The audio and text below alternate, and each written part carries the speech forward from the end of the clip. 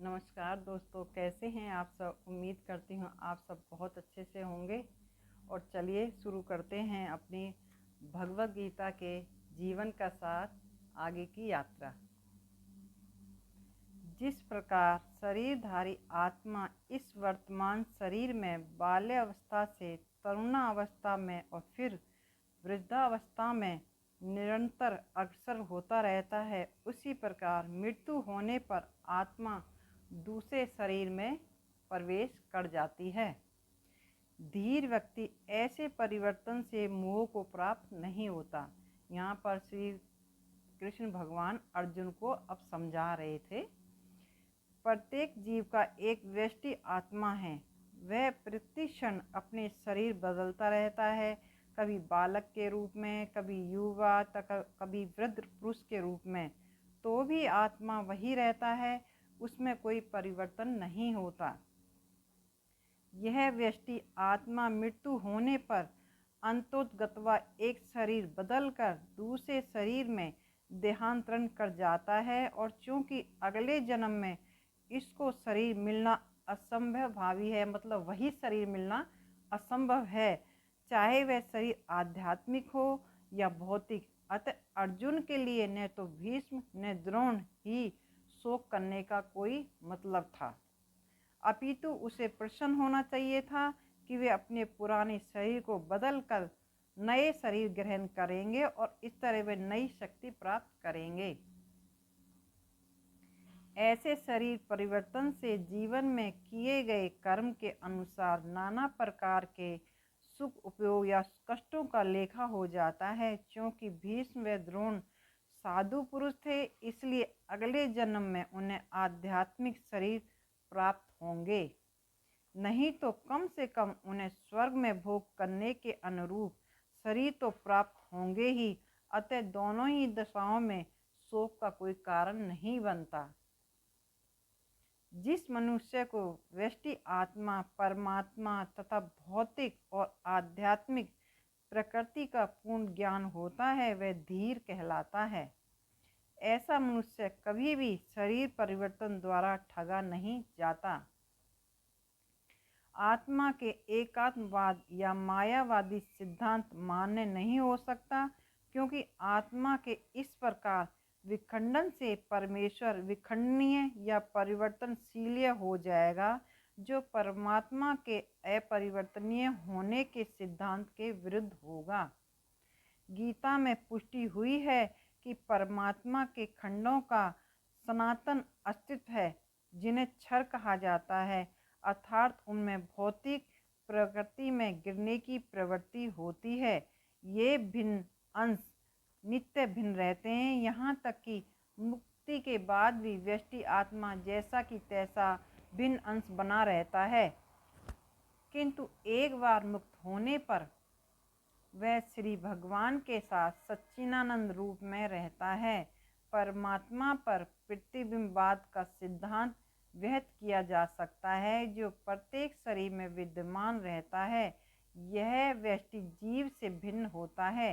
जब आकाश का प्रतिबिंब जल में पड़ता है, तो प्रतिबिंब में सूर्य, चंद्र तथा तारे सब कुछ रहते हैं।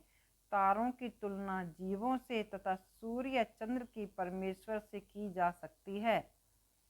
व्यष्टि अंश आत्मा को अर्जुन के रूप में और परमात्मा को श्री भगवान के रूप में प्रदर्शित किया जाता है, जैसा कि चतुर्थ अध्याय के प्रारंभ में स्पष्ट है। वे एक ही स्तर पर नहीं होते। यदि अर्जुन श्री कृष्ण के समान स्तर पर हो और श्री कृष्ण अर्जुन से श्रेष्ठतर न हो, तो उनमें उपदेशक या उपदिष्ट का संबंध अर्थहीन होगा। यदि ये दोनों माया द्वारा मोहित होते हैं, तो एक को उपदेशक तथा दूसरे को उपदिष्ट होने की कोई आवश्यकता नहीं है। ऐसा उपदेश व्यर्थ होगा, क्योंकि माया के चुंगल में रहकर कोई भी प्रामाणिक उपदेशक नहीं बन सकता। ऐसी परिस्थितियों में यह मान लिया जाता है कि भगवान श्री कृष्ण परमेश्वर हैं, जो पद में माया द्वारा विस्मृत अर्जुन रूपी जीव से श्रेष्ठ हैं।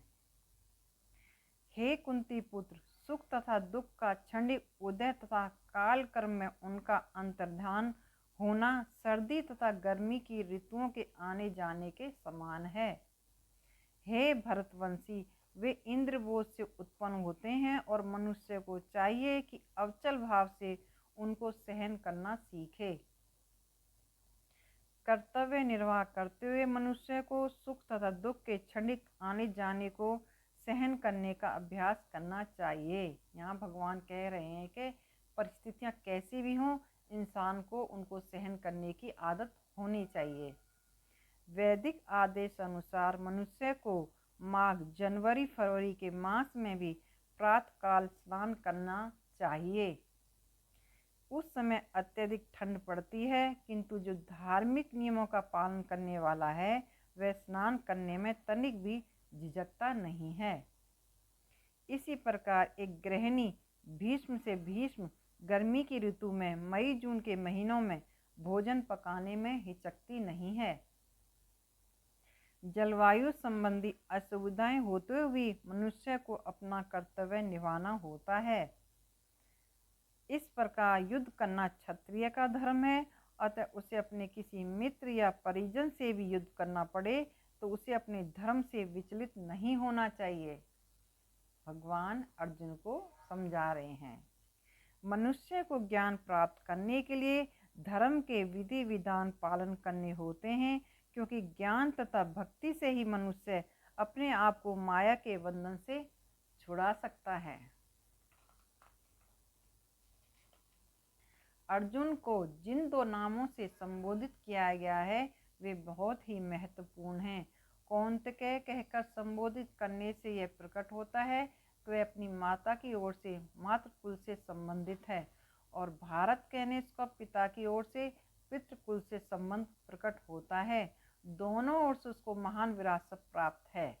महान विरासत प्राप्त होने के फलस्वरूप कर्तव्य निर्वाह का उत्तरदायित्व आ पड़ता है अर्जुन के ऊपर, अतः अर्जुन युद्ध से विमुख नहीं हो सकता था। तो ये था आज का हमारा भगवद गीता का आगे का अध्याय।